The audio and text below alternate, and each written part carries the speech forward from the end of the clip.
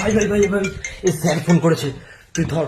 আমি আজকে পড়তে যাবো না, আমি তোকে যা যা বলছি স্যারকে তাই তাই বল। আচ্ছা আচ্ছা। হ্যালো হ্যালো স্যার, দাদা আজকে পড়তে যেতে পারবে না।